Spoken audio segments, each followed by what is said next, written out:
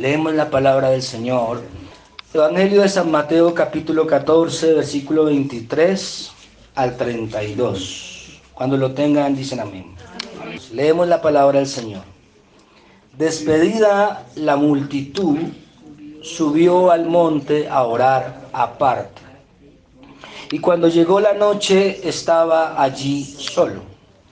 Y ya la barca estaba en medio del mar, azotada por las olas, porque el viento era contrario. ¿El viento era qué? Contrario. Mas a la cuarta vigilia de la noche Jesús vino, o sea, a las 3 de la mañana, la hora de la oscuridad. Jesús vino a ellos andando sobre el mar, y los discípulos, y viéndole andar sobre el mar, se turbaron diciendo: un fantasma, un ghost. Y dieron voces de miedo. Pero enseguida Jesús les habló diciendo: tened ánimo, yo soy, no temáis. Entonces le respondió Pedro y dijo: Señor, si eres tú, manda que yo vaya a donde ti sobre las aguas. Y él le dijo: ven. Y descendiendo Pedro de la barca, andaba sobre las aguas para ir a Jesús. Pero al ver el fuerte viento, ¿qué pasó, hermano? Tuvo miedo. ¿Y qué pasó, hermano?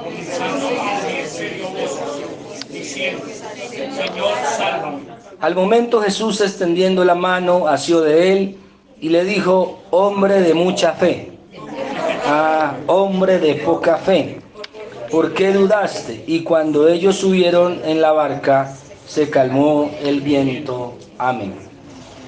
Padre, añade bendición a tu palabra.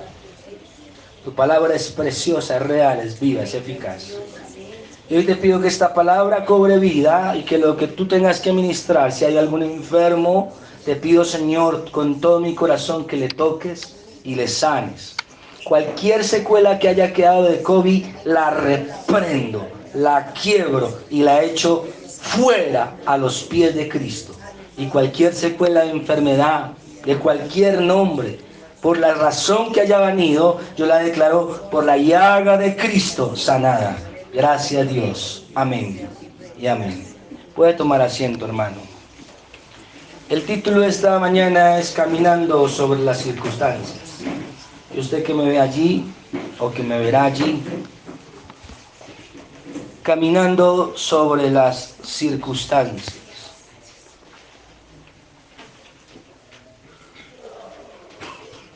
Algunos temas no los estamos subiendo porque también estamos tratando de que los hermanos no se acostumbren solo al YouTube, al Facebook o a las plataformas, pero hay temas como este que creo que son importantes para usted que es parte de esta congregación y para usted que hace parte de otra congregación, pastor, amigo, hermano. Escúchale hasta el final, que yo sé que le puede edificar y complementar lo que usted ya sabe de los estudios que usted ya tiene. Un abrazo para todos desde esta congregación, desde este ministerio. El apóstol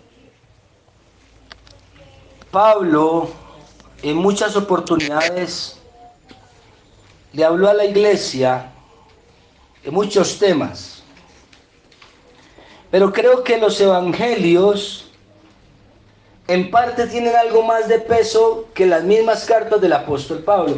Por eso me gustan tanto los evangelios. ¿Por qué? Porque los evangelistas fueron testigos que estuvieron con Jesús. O sea, Pablo tuvo un encuentro con el Señor yendo a Damasco, pero los evangelistas caminaron con él. Y siempre hay una diferencia entre tener un encuentro con alguien o conocerle por ahí de oída, de alguna cosa, a caminar con esa persona. Cuando usted platica con alguien, usted lo conoce mejor, ¿sí o no? Que cuando usted usted oye de tal hermano, oye tal cosa, oye tal otra, y a veces mucho de lo que se oye ni es así. A mí me gusta la gente que le gusta hablar de lo que conoce y no de lo que le han contado. Porque creo que tiene más autoridad alguien cuando habla de lo que conoce que de lo que de pronto le cuentan. Job dijo: de oídas te había oído, pero mis ojos te ven ahora. Sí, Pablo lo vio y llegó un momento en que el Señor se le aparecía, se le personificaba hasta cierto punto, ya después se dejó de aparecer a Pablo en espíritu, obviamente, ya glorificado, pero los discípulos y evangelistas lo vieron caminar con él. Y por eso he tomado este evangelio de Mateo, aunque es sinóptico con otro, porque el de Marcos fue un muchacho, un joven que nació en el aposento alto, se llamaba Juan Marcos, también tuvo, pero hay algunos que dicen que Marcos fue un evangelista, desde el sentido de que caminó con Jesús, y no, Marcos no caminó con Jesús, Marcos vino después, pero Mateo sí caminó con Jesús, y era un recaudador de impuestos, y era uno que trabajaba para los romanos. Me gusta que a veces las historias que están en la Biblia se toman el tiempo los biblistas y los que hacen cine y todo esto de sacar, porque uno puede comparar y decir, y hay una serie que están presentando que se llama Los Elegidos, o The Chosen en inglés, y allí usted puede ver la vida de Mateo. Y yo personalmente siempre he creído que como está en esa historia de esa película que están haciendo de Los Elegidos, así fue el verdadero Mateo. Así como lo pintan, yo siento en mi espíritu que así fue. Era un nerd, un buen matemático. Es que piense usted por un momento, usted es un imperio y no va a poner a recaudar impuestos a cualquier bobo por ahí. ¿Sí o no? Usted tiene que poner a alguien que sepa de números, que sepa de matemáticas, de cálculos, de llevar, de ordenar las finanzas. Entonces Mateo no era cualquier por ahí que, no, el hombre sabía lo que hacía, era un estudioso en lo que hacía.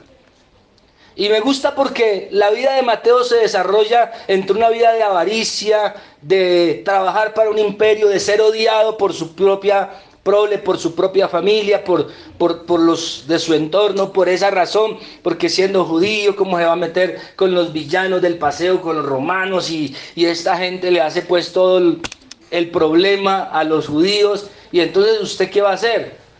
Si usted es un judío bien radical, usted le va a dar mal genio y va a tener a esa persona como ¿qué? Como un traidor. Es como si nosotros estuviéramos invadidos por otra nación que nos dictara qué hacer y no nos dejara vivir como queremos. Pues usted se va a molestar, ¿verdad? Pero más se va a molestar y lo va a llamar una pátrida, un traidor, aquel que siendo de su propia prole, de su propia nación, de su propia coterraneidad, va y busca ayudar al enemigo. Yo creo que Mateo, como lo pintan en esa película, no es que él sea un mal personaje, pero pues vio una oportunidad. Y Jesús lo llama a este recaudador de impuestos y le dice, sígueme. Y usted ya conoce la historia allí en Marcos 2, cuando llama a sus discípulos y luego empieza, después de la predicación del Bautista, y entonces este hombre empieza a mirar cada cosa. Él empieza primero como mirando de lejos y luego ya a meterse dentro de los discípulos del Señor. Y escribe en este pasaje, dice que Jesús despide a la multitud y sube al monte. Ya he hablado del monte de la oración, de los 7 montes, aparte a orar. Y cuando llegó la noche estaba allí solo y ya la barca estaba en medio del mar. ¿Dónde estaba la barca? En medio del mar. La barca. ¿Qué representa la barca? En síntesis, voy a hacerle rápido una síntesis. La barca representa la iglesia. Tengo la barca, diga conmigo, barca. Y usted que está allá en su casa, barca, iglesia. La barca representará a la iglesia. ¿Estamos o no estamos? La barca representará a la iglesia. Jesús pues representa al Mesías, a Dios hecho hombre. Y dice que se levantaron, el Señor los dejó irse solitos. A veces Dios nos deja caminar solitos, pero Él sigue teniendo cuidado de nosotros a la distancia. A veces a usted no le ha pasado que cuando sus hijos están más o menos ya una edad que pueden caminar 8, 9, 10 años, ellos a veces usted está ahí poniéndoles cuidado, ellos ahí jugando. ¿Qué día iba aquí en el centro comercial? y veía a un papá que le decía, cuidado mamita, cuidado, y la niña ahí jugueteando con el hermanito, pues, a una distancia, pero el papá estaba ahí detrás viendo que la niña estaba ahí. Usted sabe que los niños se distraen con las vitrinas, con una bomba, con un helado, con una cosa. Pero ¿dónde está la virtud de papá? En que aunque los niños estén por ahí molestando, jugueteando, esté pendiente de hacia dónde coge. Que fue, ay, se distrajo para allá con un muñequito de una vitrina, el papá está ahí, pero lo deja que el niño también tenga cierta autonomía. Digamos que así fue este pasaje. El Señor los deja que se vayan en la barca, están en medio del mar, ya conmigo, el mar representa el mundo. Y los vientos contrarios, las circunstancias. Entonces tenemos la barca, que es la iglesia, el mar, que es el mundo, los vientos contrarios, que son las circunstancias. Jesús, nuestro Padre, nuestro Dios personificado en Él, nos manda a veces al mundo, ¿verdad? En este mundo tremendo. Y a la cuarta vigilia de la noche, hermano, están allí. La cuarta vigilia es de 3 de la mañana a 6 de la mañana. Algunos dicen, y usted que estudia esto, y la mayoría de estudiosos dicen que las 3 de la mañana es la hora del diablo, ¿sí? Las 3 de la tarde es la hora de Dios, la hora de Cristo, cuando Cristo venció las tinieblas en la cruz. Pero las 3 de la mañana es la hora del diablo, dice muchos, donde pasan las cosas más aterradoras en el mundo espiritual. Es donde más los fantasmas, los espectros, las brujas vuelan, bueno, tantas cosas que se dicen. Entonces representa que está en el momento de mayor oscuridad. Entonces está la iglesia, la barca, Jesús el Mesías, los vientos contrarios, las circunstancias, el mar del mundo, y la cuarta vigilia, que representa ¿qué? La mayor oscuridad que puede haber sobre la atmósfera. Y entonces dice que Dios permitió que se levantara ¿qué? Las olas. Dice que la barca era azotada ¿por qué? Por las olas, porque el viento era contrario. Mas a la cuarta vigilia de la noche Jesús vino a ellos andando sobre el mar, como diciendo, yo estoy a lo lejos, pero estoy con ustedes, puedo ir. O sea, ustedes están en la barca, yo los estoy viendo como aquel papá que está allá, no los he dejado solos. Voy, estoy ahí detrásito mirándolos o adelante, pero no los he dejado. Ustedes creen que están solos, pero yo ya voy a resolver el chicharrón, porque los veo miedosos, porque la barca se mueve, porque los vientos son contrarios y no está Jesús ahí en la barca. Y ellos dicen, ahora, como el chapulín, ¿quién podrá ayudarnos? Y Jesús, previendo eso, se viene caminando como si fuera un fantasma, dicen los discípulos, pero él no era un fantasma, era Dios con carne, solamente que él tiene el poder sobre las circunstancias, sobre las leyes físicas. Les es omnipotente, omnisciente, omnisapiente, omnipotente, como Dios, que es relajado caminando. Va usted solamente de 2 pasos en una piscina, ¿no? ¿Sí o no? Se hunde, hermano. Yo cuando era pequeñito jugaba con mi hermano así, entonces cogíamos un tremendo impulso. Aquí, allá estaba la piscina y a ver quién daba más pasos en el agua. Generalmente mi hermano, como era más liviano, siempre me ganaba. Ya di uno más. 2, yo daba 2 pasos a uno y me hundía. Ese es el problema de tener un flotador constante. Es que desde chiquito yo he sido gordito, hermano, o sea, he tenido mi propio flotador. Por los ayunos, algunos hermanos me dicen, oye, pastor, pero usted se ha engordado. No, lo que pasa es que antes, mi contextura, ¿cuántos conocen a mi hijo Gabriel? Así más o menos siempre ha sido mi contextura, como la de mi hijo Gabriel. Lo que pasa es que cuando yo era niño tuve una cirugía muy brava, hace un tiempo volví a coger mi cuerpo, y luego, hermano amado, cuando llego a la vida cristiana, pues con esa mano de ayuno que hacía, hermano, yo era más lo que ayunaba que lo que comía. ¿Sí o no, hermano? Mi mamá me dijo, no, hoy estoy en ayuno. O no era así, hermano. Un día mi mamá me dijo, usted se va a enfermar de tanto ayuno, pero a mí me encantaba ayunar. Yo ayunaba por todo. Va a llover, ayuno. Hace sol, ayuno. Todo lo resolvía a punta de ayuno. Y claro, eso hizo su efecto. Pero en lo espiritual también uno ve, en lo natural, queda como Don Ramón, todo flaquito, ¿verdad? O como la Pantera Rosa. Pero en lo espiritual, pues se engorda el espíritu. Entonces usted sabe qué quiere, en ver resultados en el mundo espiritual. Entonces por eso, ahorita me ha dicho, pastor, ahora lo vemos como más gordito, la esposa le está dando como más comida. No, no es eso, lo que pasa es que ahora ya no ayuno tanto. Tengo prohibido ayunar por los médicos, como lo hacía antes. Ahora puedo ayunar media mañana, un día, pero por los medicamentos que me están dando, entonces, por esa razón, amén. Pero siempre he tenido mi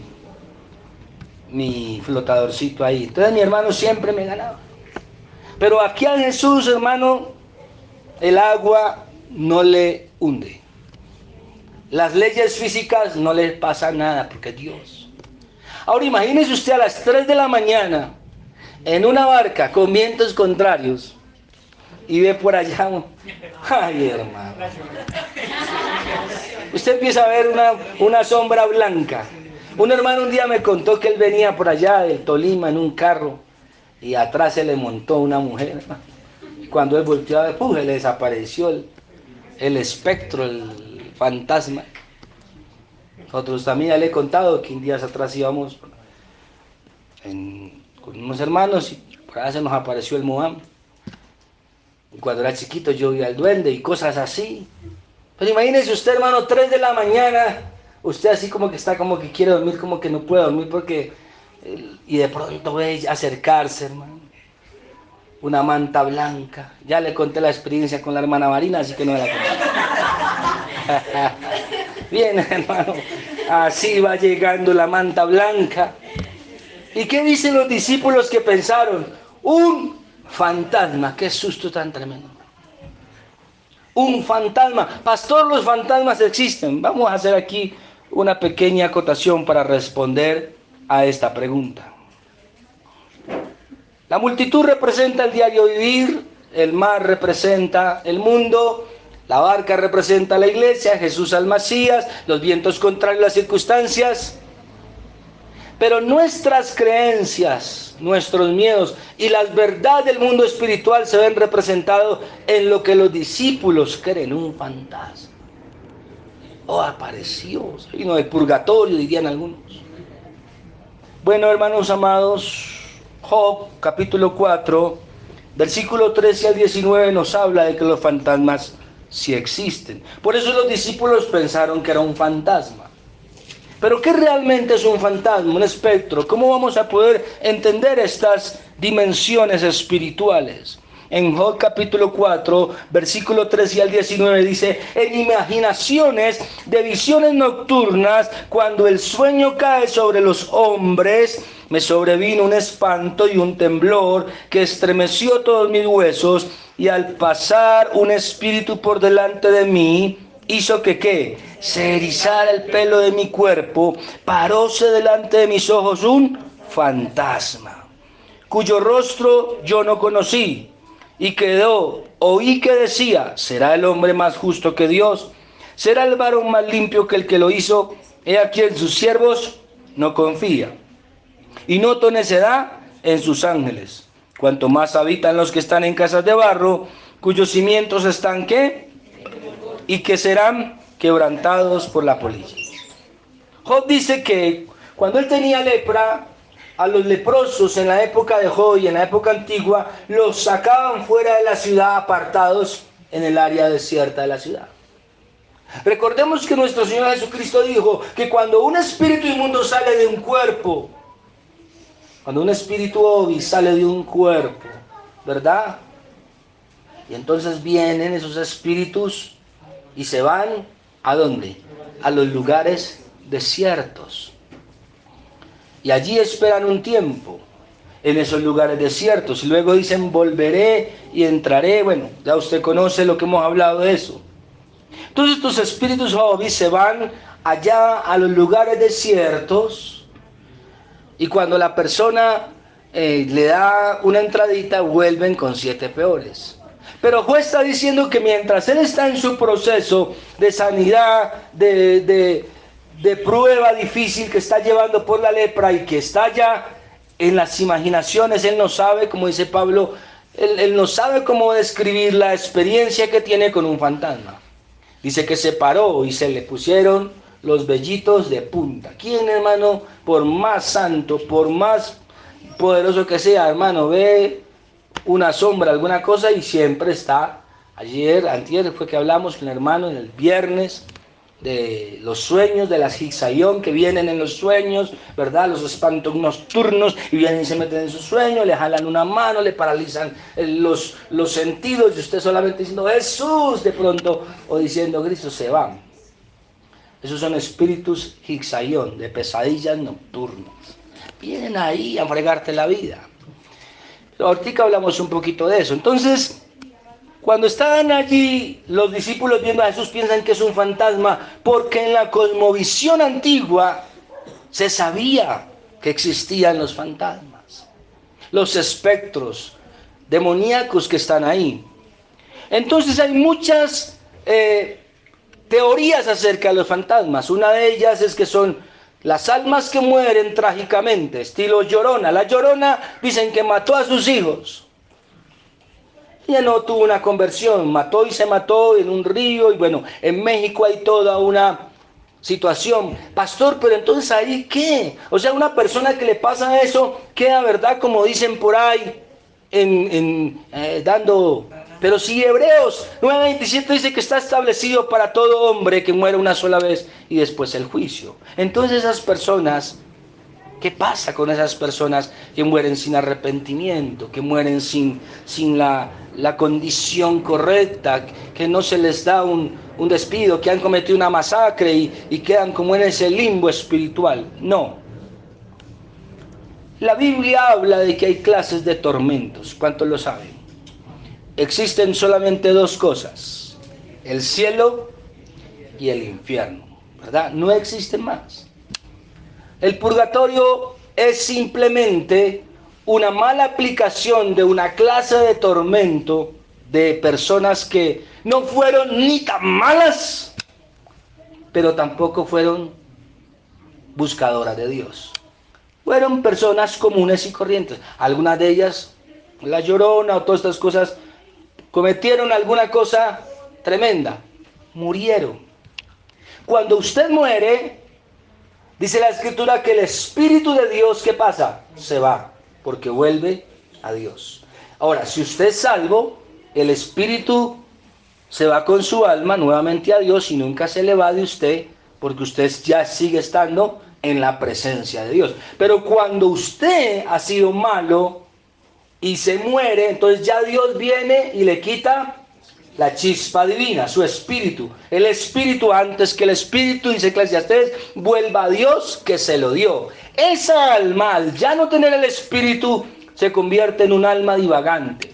Pero ¿qué pasa? No es una candidata para un tormento igual que un brujo, que un changonero, que un asesino muy tremendo, que alguien que ha hecho una atrocidad muy grande, un violador, algo. Entonces, el tormento de esa alma es quedar divagante. Si me hago entender, queda bajo un estado de sufrimiento infernal. Porque ya no es un alma, ahora pasa a ser un ¿qué? Un demonio, un espíritu. ¿Por qué? ¿Qué lo hacía que fuera buena esa persona? ¿Qué lo hacía que esa persona, aún en medio de su inmundicia, de su maldad, tuviera algo de luz? El espíritu que Dios le había dado. Pero una vez esa persona ya no tiene al Espíritu de Dios y no es salva, no merece un castigo tan terrible allá en el Gehenna, en la candela, pero sí tiene que estar bajo un estado de tormento. La cosmovisión judía dice algo, porque hay dos clases de judíos. Estaban los esenios, los que creían en cosas así, otros que no creían, ¿verdad? Algunos judíos, hoy en la ortodoxia judía, muchos dudan del infierno, otros dan una aplicación, pero en la antigüedad el concepto que se tenía también está allí en el libro de los Salmos. Quiero que vaya conmigo al libro de los Salmos. ¿Qué pasa con las gentes que se olvidan de Dios? En el Salmo capítulo 9, versículo 16 al 17 dice: Jehová se ha hecho ¿qué? Conocer en el juicio que ejecutó. En la obra de sus manos fue enlazado el malo. Higayón, Selah. Los malos serán ¿qué? Trasladados al Seol, coma, todas las gentes que se olvidan de Dios. Todas las gentes que se olvidan de Dios van a ser ¿qué? Traspasadas de quebrantos.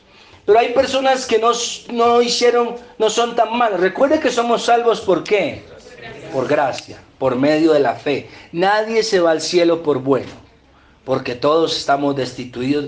Pero hay personas que viven su vida. Usted ve, por ejemplo, jóvenes, tienen relaciones sexuales, toman, hacen cosas, pero ellos nunca se acercan a una iglesia, ni siquiera tradicional, nada. Ellos son, incluso algunos son ateos.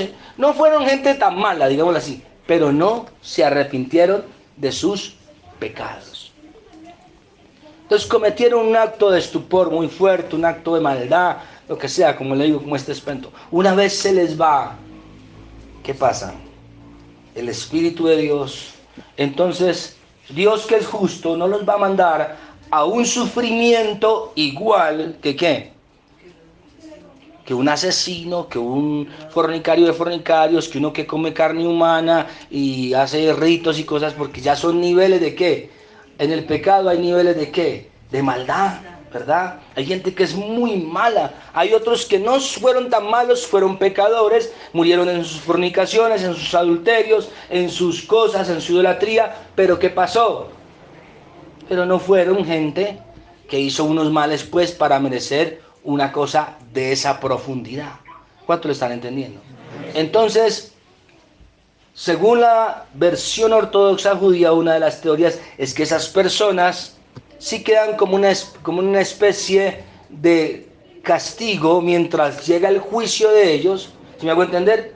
Quedan en una especie de castigo, de dolor en este mundo. Entonces, por eso la Llorona va a mis hijos, porque el tormento de esa mujer es estar recordando, si me hago entender, no es estar ardiendo en el fuego, quemada, terrible, pero el tormento es, hasta que llegue el juicio de ese espectro, es cuál es su tormento, estar recordando esa acción que hizo, ¿verdad? Por el resto de sus días. Me imagino que cuando ya todo eso se ha lanzado al lago de fuego, pues ya eso es otro paseo. ¿Me hago entender? Pero mientras tanto, hay personas que quedan en una atmósfera espiritual y su tormento y su dolencia y su afectación en el mundo espiritual, su castigo, digámoslo así, mientras reciben la segunda muerte o el juicio ya en donde se les dice por qué se condenaron. Entonces el martirio para esas personas es que estar quedando como espíritus, se conocen divagantes. Y esos espíritus divagantes tienen un nombre, y son los espíritus Omic, los que están por los desiertos, los que van a las casas, los que están buscando descanso pero no los hallan. Y por eso a veces se aparecen por allá en México situaciones y de la Santa Muerte y todo eso. ¿Por qué? Porque se estima que son muchos los espíritus divagantes. Su peor sufrimiento no es que están en las llamas del infierno, sino que quedaron ¿qué? Divagantes, porque no se arrepintieron de su pecado, murieron en su pecado, pero la intención de su corazón, por lo que Dios vio porque esa mujer mató a sus 2 hijos, me hago entender cuál fue el intenso dolor que llaman que la llevó a eso, pero como murió sin arrepentimiento, el sufrimiento de ella mientras va a recibir el juicio, dice una teoría, es sufrir en esa situación hasta que reciba. Ella no merecía, según el concepto justo de Dios, una misma situación como uno de esos demonios africanos que de pronto changoneros que matan gente a través de brujería y todo eso, que hacen bailar ramas y cosas. No, esos merecen un castigo más fuerte, entonces esos van a un tormento bajo prisiones demoníacas. A los ángeles, dice la Escritura, que no guardaron su dignidad, Dios los tiene bajo un castigo ¿qué? Más tremendo. Entonces quiere decir que a nivel de la maldad también es el nivel del castigo. Y al nivel de la bondad de lo que usted hizo, también su corona, su premio, ¿verdad? Su esfuerzo va a ser recompensado. Toda obra va a ser recompensada. Entonces, tanto en lo bueno que usted haga va a llevar un nivel de recompensa, como el castigo, la maldad que usted haga tendrá un nivel de castigo. Entonces, dentro del mundo y de la cosmovisión judía y de la cosmovisión de muchas culturas y de la cosmovisión aún cristiana, por escritos de hombres muy versados como el mismo Agustín de Hipona, dicen que los espíritus divagante, lo que nosotros conocemos como fantasmas, mire que Jesús no negó. Él no dijo, oiga, ¿por qué hablan de eso si los fantasmas no existen? Ellos dijeron, un fantasma. Y el Señor les dijo, no, pero un fantasma, no, cuando Él se les resucita de nuevo, viene la misma aplicación y está Tomás y todo un fantasma. Y el Señor dijo, no, un fantasma, ¿no veis que no tiene cuerpo como yo tengo cuerpo y no come lo que yo como? Y entonces les explica, resucitado, ¿verdad? Que quiere decir que los fantasmas sí existen. Entonces está la teoría de los espíritus divagantes, son aquellos que están en su propio castigo. ¿Cuál es su propio castigo? Tener que estar errantes mientras viene el juicio de Dios, pero su mayor sufrimiento se está recordando esa situación. Mis hijos, mis hijos, mis hijos. Y de ahí se desprende toda una serie de teorías. Está la segunda o el segundo concepto. Y es que son los demonios que estuvieron dentro de los cuerpos. A esos espíritus divagantes ya no se les conoce como divagantes, sino como espíritus en posesión. Se llaman los Zenilax, los espíritus que están dentro de las personas y los han poseído, ¿verdad? Y toman control y posesión y los llevan a hacer cosas. Entonces las personas están allí. Hay gente que tiene espíritus dentro de sus cuerpos. Por eso cuando vienen a una liberación, el espíritu inmundo que está ahí, y usted le dice, Aurora, háblame tú, yo no quiero hablar. ¿Cómo te llamas? Me llamo tal cosa, me llamo odio, me llamo fatalidad, me llamo... No, yo no quiero hablar contigo, fatalidad. Aurora, te ordeno en el nombre de Jesús que tomes el control. Entonces tiene dos personalidades. La personalidad de la persona y la personalidad del demonio, ¿verdad? ¿Y qué tiene que hacer esa persona? Pues conocer de Cristo y entrar a un proceso de liberación. Y está la tercera teoría, que es las dos cosas, ¿sí? Espíritus que salen, que tienen un mayor nivel, que vienen de una ancestralidad más fuerte y que están en las personas, pero cuando muere, ¿por qué? Dicen algunos que las dos, porque hay unos que toman forma de niños, como si fueran fantasmas de niños. Entonces ven en el columpio allá a la niña que se mesea, pero se llama un espíritu Hagala, que es un espíritu burlón. ¿Qué se burla? Entonces, mientras lo pronuncié fue tan fuerte que sentí que es como si no lo pronuncies en el púlpito. Imagínese usted. Estos espíritus, ok, Señor, están y se meten así para engañar a la gente, para hacerles creer que los niños también, ¿qué? Se condenan o les pasan cosas. Entonces, para enredar la pita, para confundir al hombre. Son espíritus que toman la forma de la persona en la que vivieron y dicen, ay, mi abuelita quedó en pena, hay que hacerle 4 cosas para que descanse. No, ya su abuelita tiene que ir a Hebreo 9:27. Por eso hay que hablarle en vida. Vaya, haga la oración de fe. Cuando vaya un enfermo, ay, no, es que mañana no puedo ir al hospital a visitar a mi prima porque tengo trabajo. Pero si su trabajo es de la calle o que usted tiene, vaya más bien rápido y gane esa alma y haga la oración de fe, que Dios lo va a bendecir en su trabajo. Para que una vez esa persona se vaya de este mundo, haya tenido la oportunidad, como el ladrón de la cruz, una simple oración de arrepentimiento, de aceptar a Cristo, puede cambiar ¿qué? Todo. ¿Cuántos lo están entendiendo? Por eso cuando usted tenga la oportunidad, hay gente que me dice, pastor, ¿puede ir a orar por mi tía que está agonizando en el hospital Santa Clara? Claro, hermana, ¿cuándo? Mañana es tarde. Uno no sabe si va a morir esa semana, si Dios la va a llamar. Pues yo cuando esas cosas, yo generalmente como ministro no me pongo a alargar la pita porque mañana puede ser tarde. Pues voy. Pero hay gente que le da vueltas. Oiga, ¿por qué no va a visitar su prima? Oiga, no, es que las ventas. ¿Cómo que las ventas? El alma de su prima vale más que las ventas que tenga que hacer. Ahora, si usted ya tiene un trabajo en donde pues lo limitan porque tiene un horario y no puede hacer eso, pues entonces por lo menos por la noche cuando llegue a haga su devocional, ponga a esa persona en oración y pídale que alcance la salvación. Porque por gracias sois salvos. Para eso una simple oración. Hay gente que dice, pero ¿para qué sirve la oración de aceptar a Cristo? Imagínese usted, pues para nada más y nada menos, para la eternidad, para que una persona sea salva. Con una simple oración una persona pasa a mejor vida.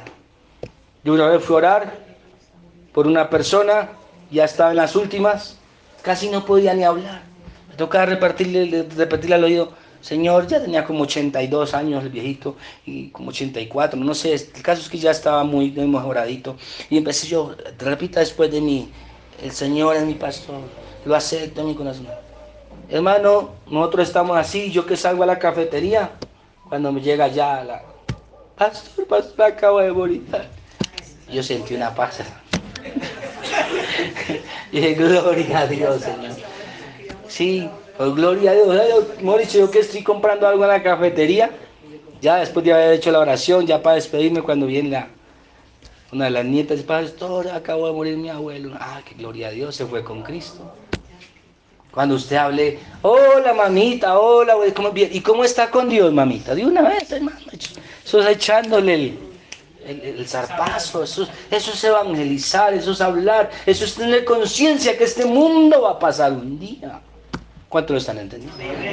Hay que hablarle a los hijos, de que le hablen a sus abuelos y a todos del Señor, porque en cualquier momento nos llama, nos coge sin arrepentimiento, dicen en México, yuca.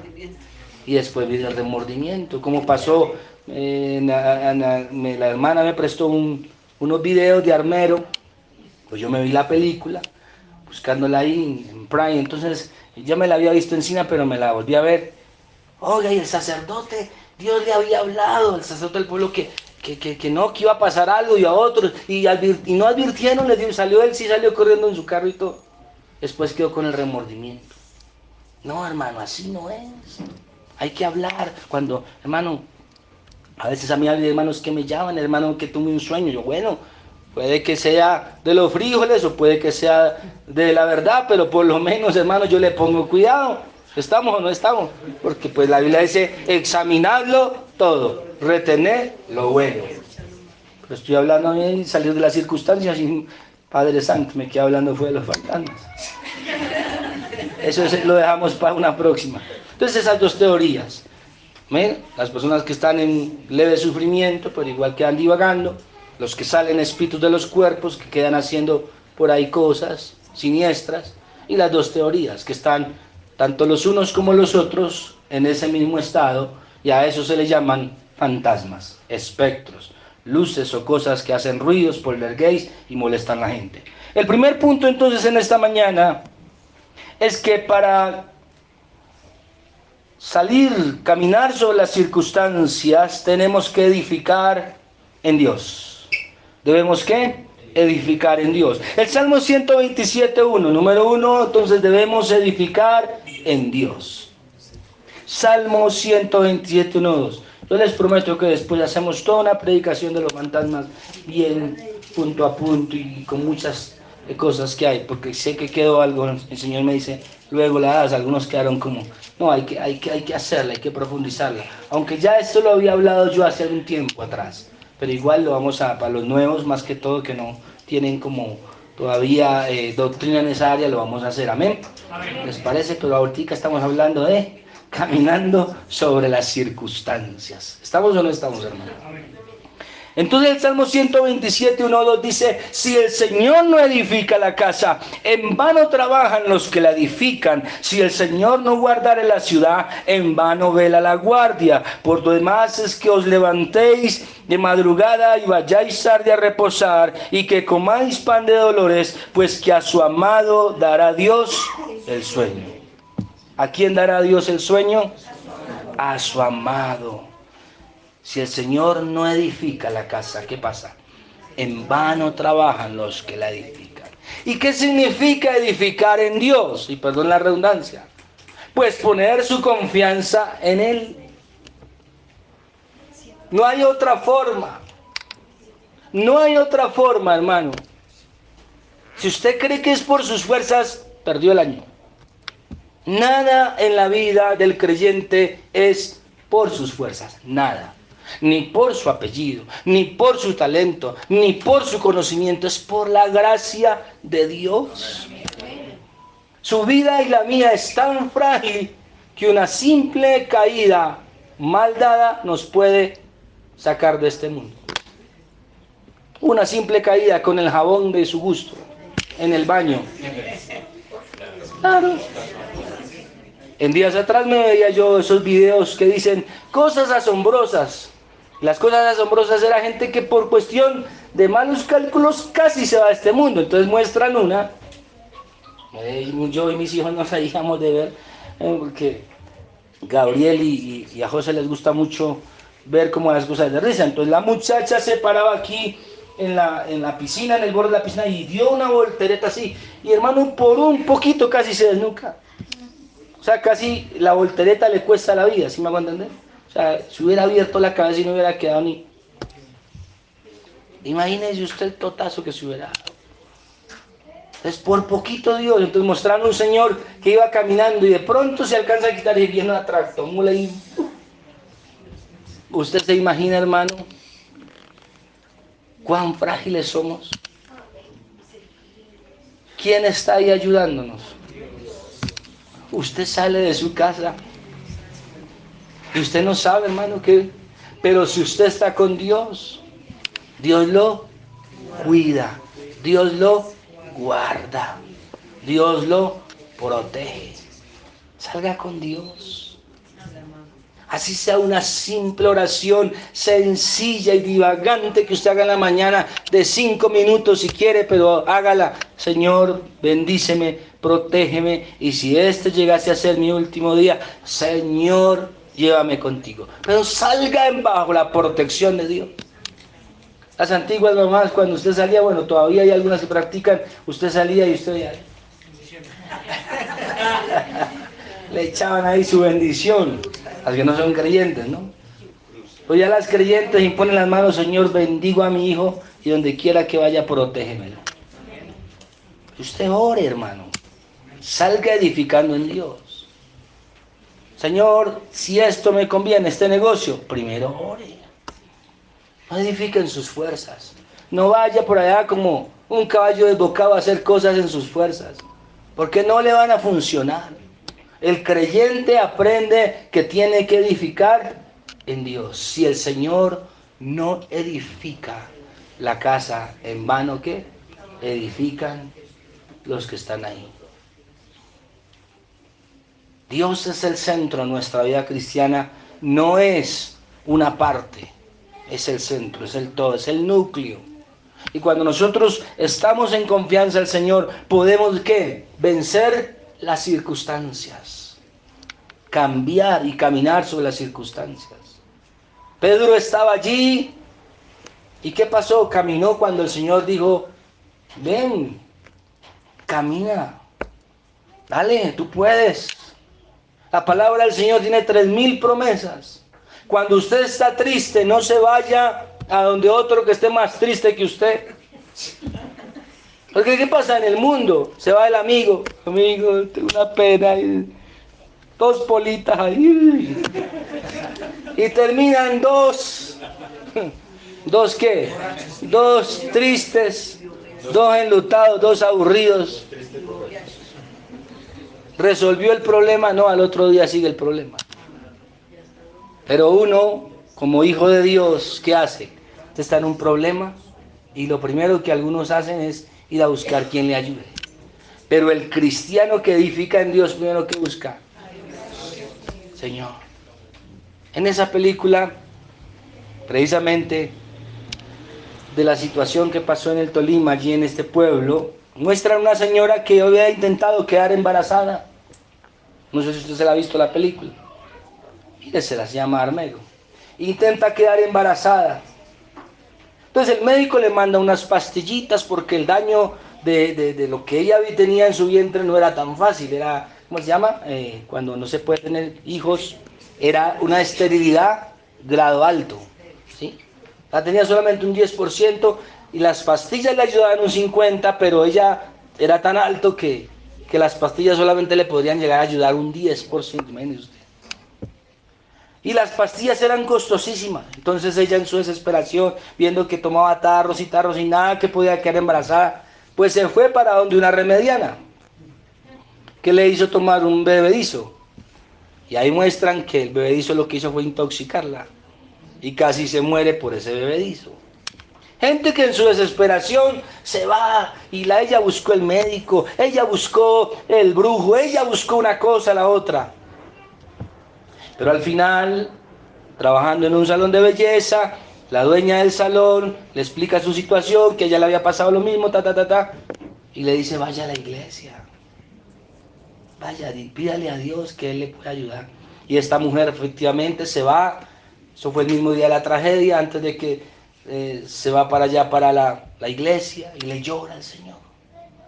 Y eso me hizo acordar de un pasaje que está en la Escritura, de una mujer llamada Ana que era estéril, y ella dejó de edificar en los hombres y fue, y ni siquiera le fue a comentar nada al sacerdote Elí, que disvariaba por todo el pecado que le permitía a sus hijos. No, esta mujer fue, y dice que lloraba amargamente, Señor, dame un hijo, dame. Eso debe ser tremendo, hermano. Y el dueño de la vida, entonces hace que se cumpla las palabras del semista. Mi embrión vieron tus ojos, y en tu libro estaban escritas aquellas cosas que luego fueron formadas sin faltar ni una de ellas. Por eso usted, hermano, amigo o conocido que apoya el aborto, está en problemas con Dios. Si lo digo sin sonrojarme, está en problemas con Dios, porque el aborto no es de Dios. Estamos honestos. Dios no tiene derecho a quitarle la vida a otro ser. Pues no lo tenga entonces. ¿Cuánta gente quiere tener un hijo? Y otros que tienen para venderlos, hacerles cosas terribles. El caso es que Dios, cuando edificamos en Él, nos escucha. Deje de estar creyendo en cuanta bobería le dicen. Bueno, los médicos tienen desde la parte científica autoridad, porque Dios a veces se mueve a través de los médicos. Pero cuando la ciencia humana no puede, pues entonces hay que ir a la ciencia divina y llorarle a Dios y suplicarle y pedirle con toda el alma y el corazón. El Señor dice, claman los justos, y el Señor los escucha y los libra de su dolor, de su aflicción. El segundo punto es, bueno, en Salmo 4:8 también dice, en paz me acostaré y asimismo dormiré, porque solo tú me haces vivir confiado. A veces nuestro sueño, y perdone que me haga una acotación aquí, hay personas que dicen, pastor, yo por la noche estoy teniendo unas pesadillas todas raras. ¿Qué será? Hay muchas cosas. Ya les hablé de los Hixayón. Vienen, un espanto nocturno, puede ser una cadena ancestral que hay que cortar, puede ser que usted se está viendo muchas películas de terror, y ya le he dicho que las películas de terror manejan ciertos portales. Yo cuando era más pequeño, más adolescente, me gustaban las películas de terror, yo veía y soñaba cosas raras. Pues claro, hermano, usted viendo Poltergeist, El Exorcista, Martes 13, Freddy Krueger, pues que no va a ver. ¿Qué espera ver? Sí. Si está alimentando su espíritu con cosas terroríficas, ¿sí o no? Si está alimentando su espíritu con cosas malas, pues va a venir cosas malas. Ahora muy de moda está pasar mucho tiempo en internet, y déjeme decirle que hay ciertas páginas que han sido conjuradas. Pues ahí hay un portal.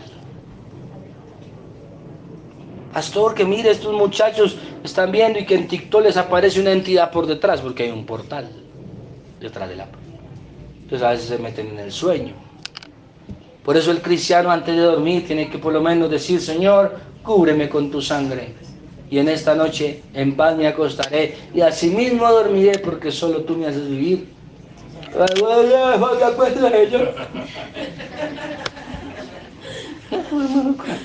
No va a esperar, hermano. En esa paz el hermano se cree profeta, toda hora duerme. Dios le habla en sueños por todas partes. No, hermano amado, lo que hay que hacer con todo el corazón es edificar en Dios, de día, de noche, antes de acostarse, para que pueda cumplirse este salmo, en paz me acostaré y asimismo dormiré. El segundo punto de caminar en las circunstancias es caminar en confianza en lo que Dios nos dice. En 2 Corintios 5, 6, 7, y como cantamos, así que vivimos confiados siempre, sabiendo que entre tanto que estamos en el cuerpo, estamos ausentes del Señor, porque por fe andamos, no por vista. ¿Por qué andamos? Por fe. Por fe. No andamos por vista. Habrán vientos contrarios, habrán calumnias, habrán maldiciones, hasta hechicería te podrán hacer. La Escritura dice, ningún hechizo prevalece contra Jacob. A mí Dios me ha mostrado muchas veces, desde hace mucho tiempo. Si por el enemigo fuera, esta congregación quisiera que se acabara. Me han lanzado maldiciones, brujos, y otros que no siendo tan brujos, y otros que haciéndose llamar hermanos en Cristo, desearían que se acabara, porque a veces hay hermanos raros en la fe, cristianos que uno dicen como raros esos hermanos, como raritos, ¿no? O sea, hermanitos que... Pero usted tiene que confiar en lo que Dios dice. Y aquí estoy contigo hasta el fin de los tiempos. Como estuve con Moisés, estaré contigo. El agua no te negará, el fuego no te quemará. Pensamientos tengo acerca de ti, hermano, para darte el fin que espera, de paz, de bendición. Aquí será cosa tremenda la que haré contigo. Entonces usted confía más en lo que dice Dios. Y cuando usted confía más en lo que dice Dios y camina en confianza en lo que dice Dios, entonces usted camina. ¿Por qué? Por lo que Dios dice, no por lo que el hombre dice, la palabra dice. Ahí los hermanos me decían ayer, pastor, usted ha oído el testimonio de la canción, ¿cómo se llama? Tu palabra, danzando. Claro, tienes razón, tu palabra dice, tu palabra, no mi palabra, no tu palabra. Un día una hermana, perdón, ya le he contado, creo a algunos, soñaba mucho conmigo, pero yo me daba cuenta que cuando ella soñaba mucha calamidad. Los sueños que ella tenía conmigo no eran como buenos, siempre eran como calamitosos. Un día me invitaron a predicar a una congregación y entonces me dice, pastor, no vaya. El diablo lo va a avergonzar mientras usted predica. Yo dije, Señor, pues, entonces ¿para qué me invitan? Se supone que Dios le puso el querer, ¿no? Entonces yo fui y le conté a mi pastor y mi pastor se cogió la cabeza y dijo, ay hermano, le di una palabra a mi hijo, camine sobre esta palabra. Le hace esto, le hace este santo. Ya nomás, y vaya, si le abrió Dios esa puerta. Fui, al contrario, Dios se movió tremendamente. Era como mi segunda experiencia evangelística. Luego, como a los 3 meses tuve que viajar a Cali. Me acuerdo que era para una Navidad. Pastor, no viaje, no vaya, hermano. Yo veo que ese avión se acá. No sé, algo va a pasar con el avión. Algo va a pasar con el avión. Yo ya le había orado a Dios. Yo ya le había pedido a Dios. Y yo me asusté. Y dije, Señor, ¿qué pasa? ¿Por qué, Señor? O sea, la hermana siempre tiene sueños raros, terroríficos. Me voy a caer del avión, si me voy a caer, que no ni... Y yo me subí con un miedo, hermano, hacia allá. Yo me fui, pero me logró solucionar. Pero yo llevaba un Nuevo Testamento y yo no me acordaba. En el saco que llevaba, Dios es tan bueno, había metido esos Nuevos Testamentos chiquiticos, los llevaba aquí. Pero eso que yo no me acordaba que lo había metido. Y de pronto yo dije, ¿qué tengo aquí cuando? Bueno, hoy tengo manía, hermano. Hoy tengo maní que me dieron y no comparto. No, entonces me dieron y yo empecé a leer el Nuevo Testamento. El Señor, porque Dios que mandó que de las tinieblas resplandeciera las luces, el que resplandece para vosotros la iluminación del conocimiento, de la gloria. Cuando yo fui leyendo, yo dije, pues, Señor, tú vas conmigo. O sea, yo no voy a hacer nada malo, no. Fui y volví. Entonces me di cuenta de algo. Yo me acuerdo que le dije un día a mi mamá, ¿por qué será que estas hermanitas siempre... ¿Sabe qué pasa, hermano amado? El problema de ellas era que andaba mucho de iglesia en iglesia. El problema de ellas, puede ser que a usted no le pase eso, gracias a Dios, pero estoy hablando por ellas. El Señor me dijo, es que como van a tanta iglesia, se las enreda el enemigo con una cosa, con la otra, entonces no saben ni para dónde van. Hermanos que le prestan más tiempo a la televisión o al internet, hermano. Pues claro, pueden tener dones del Espíritu Santo, pero a veces yo le he dicho a la iglesia, también hay dones contaminados. ¿Cómo usted descontamina un don? Pasando en la presencia de Dios. Señor, limpia mis dones. Yo siempre digo, que mis dones sean lo más precisos, lo más puros, lo más limpios. No me deje que yo le vaya a decir a alguien la imagen que hay en internet o lo que me quedó en la mente de pronto de una conversación. Yo hablé con la hermana aquí presente, entonces pues, hablamos de Julián, ¿no? Entonces empezamos a hablar de Julián y esa noche viene un Hixayon o hay un sueño, boom, bien, y en el sueño aparece Julián. ¿Es un sueño qué? Usufónico. Pero ¿qué pasa? Mis temores los llevo neuronalmente. Luego yo lo hago creer como a Dios. Entonces cuando alguien me cuenta un sueño o una visión, que han sido muchos los hermanos que, hermano amado, ¿qué he aprendido yo? A decirle, Señor, si este sueño viene de parte tuya y quieres que pase algo malo, Señor, lo anulo. Usted lo anula.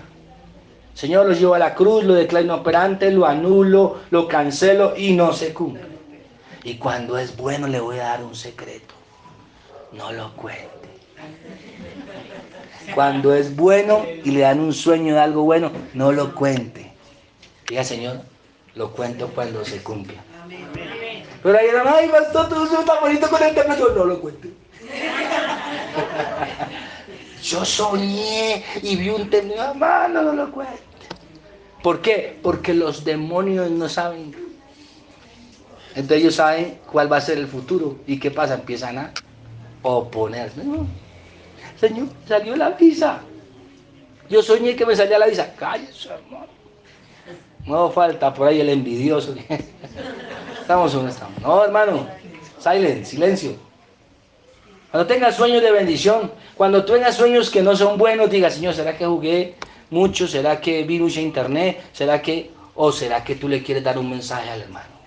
Entonces tú vas, ora, le dices, Señor, si esto que yo soñé es tuyo, es puro, es transparente, se desprende de comunión, de santidad, bien.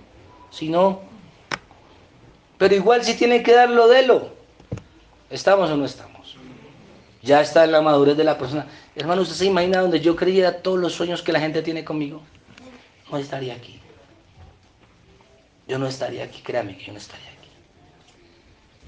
Conmigo han soñado una cantidad de cosas. Algunos yo los tomo como ¿qué? Preventivos. Otros los tomo como de los frijoles. Bueno, Señor. Hasta sueños mismos que yo he tenido. Yo digo, comí mucho. Me dieron mucha comida, me acosté muy lleno. ¿Sí? Pero hay otros a los que hay que ponerle cuidado. Pero ¿dónde está el secreto? En creer es en lo que Dios dice, ¿en dónde? En su palabra. Ahí está la clave. Yo le he dicho a las personas, sí, qué bien que te den profecía. Y qué bueno que ojalá el profeta que te dé la profecía sea un hombre de Dios bien preciso. Pero la mayor profecía, dice Pedro, es que la palabra de Dios. Yo puedo creer sueños, visiones, revelaciones. Que no le pase como a la hermana. Entonces llegó el hermano, de la hermana, ustedes algunos ya se la saben, los más nuevos de pronto no, usted ya tal vez que sea añejo en la cruz de Dios sepa el chiste, pero por si las moscas se lo cuento, cuando la revelación es, Señor hermano, he estado orando mucho. Ah, sí, hermano, y cuénteme. El Señor me muestra que tú vas a ser mi esposa. Ah, qué bien. Y cuando te ha mostrado, si yo estuve en ayuno, Señor me muestra, tú vas a ser mi esposa. Pero qué raro, hermano. ¿Y por qué, hermana? Porque a mí y a mi esposo no nos han mostrado. Porque a mí y a mi esposo no nos ha mostrado. Hermano amado, así es la cuestión. A veces hay mucha emoción. Y uno como pastor tiene que escuchar a las ovejas. Examinarlo todo, retener lo bueno, pero no dejarse guiar por sueños ni por emociones. Número 3 y último punto en esta mañana. Que confiar es que en Dios y su palabra. Debemos tener comunión con la iglesia. ¿Tener qué? Dice que ellos se subieron ¿en dónde? En la barca. ¿Sí o no? Al final del pasaje dice, se subieron, el viento se calmó y se subieron.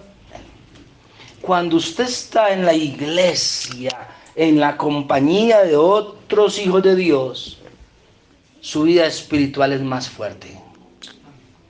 ¿Estamos o no estamos? Un carbón solo, ¿qué? Se apaga. Yo no sé por qué hay hermanos que no les gusta entender lo que dice la palabra de Dios en el Salmo 133:1. Mira cuán bueno y delicioso es habitar los hermanos juntos y en armonía. ¿O por qué no escuchan lo que dice el Señor en Hebreos 10:25? No dejando de congregarnos como algunos tienen por costumbre, sino exhortándonos tanto más cuando veis que aquel día... Cuando veis que aquel día, ¿qué? Se acerca. Ya el Señor está pronto a venir. Pero así se demore, no importa. ¿Usted qué? Manténgase firme sin fluctuar en la profesión de vuestra fe. ¿Y cuál es la primera profesión de un cristiano? Congregarse, estar en relación con el cuerpo, con la eclesía, con la asamblea. Usted solo se apaga, hermano. Yo hoy puedo estar aquí parado en la fe porque, hermano, no me dejé de congregar. Había momentos, se lo digo, que no me daban ganas ni de ir al culto. O estaba bravo hasta con Dios. Yo estuve bravo con Dios por cosas. Cuando pasó lo de mi hermano, en paz descanse, yo peleé con Dios. Señor, yo fui en obediencia y me fui hasta otro país, y allá en ese país yo esperaba traerme a mi hermano o arreglar la situación. Señor, y me traes con un cadáver. Y peleé con Dios. Me puse bravo. Y recuerdo que estaban estos salones aquí divididos cuando eran con, ¿cómo se llama eso? Motherflex, hermano. Y tuve una experiencia bonita con el Señor.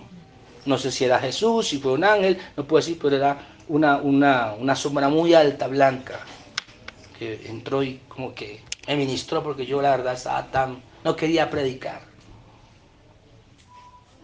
Se me desanimé.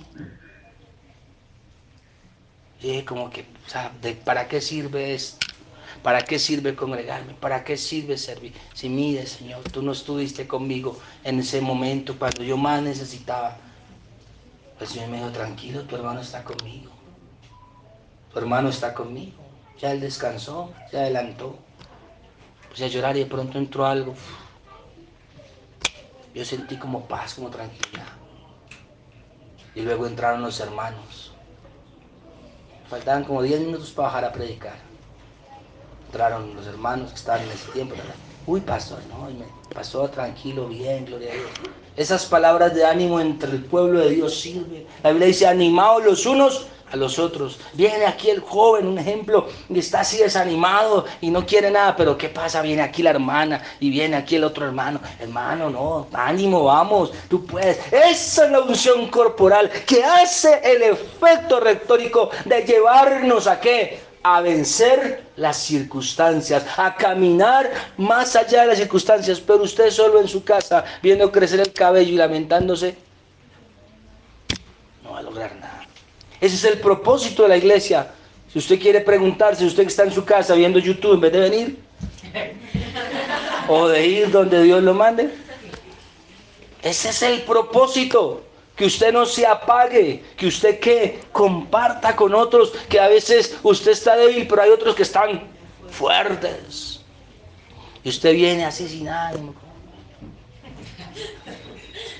Y hay otro que está así, hermano, despierta en el nombre. Lo despierta, hermano. Amén. Luego con solo el grito, gloria a Dios. Y con eso, hermano, usted se despierta. ¿Estamos o no estamos? Póngase en pie en esta mañana.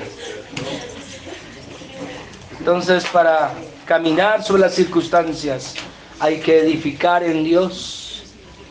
Número 2, hay que confiar en Dios, en lo que Dios dice. Y número 3, ¿qué más? Tener comunión con la iglesia. Yo no le digo que se la pase aquí todo el día, todos los días, no, pero sí tenga comunión. Confíe en lo que Dios le dice. Cuando usted tiene un problema espiritual, económico, anímico, lo que sea, busque el texto de su preferencia. Y si puede aprendérselo de memoria, apréndaselo. Y reclámeselo al Señor. Señor, ¿qué pasa con mi economía, Señor? ¿Qué pasa con mi economía? En la iglesia me han dicho que... Y yo te bendije, Señor. ¿Y dónde está mi Navidad? Y el niño dice, ¿no? Y el Señor lo sorprendió, pastor, y el Señor... Hasta mi tío, que es más tacaño, me trajo regalo. Me trajo regalo, decía el niño. A Dios lo tocó al niño, ¿sí o no? Al tío. ¿Por qué? Porque Dios honra a los que le honran. Se coge la palabra de Dios, está pasando un problema, una crisis, le duele la cabeza, alguna cosa, el cuerpo, le dieron una mala noticia al médico. Señor, tu palabra dice, por tus llagas fuimos curados. No me vayas a dejar aquí así, Señor. Prefiero irme al cielo a quedar aquí enfermo tirado. Pero tú tienes el poder para sanarme. ¿Cuánto lo crees? Padre, en esta mañana estamos delante de ti.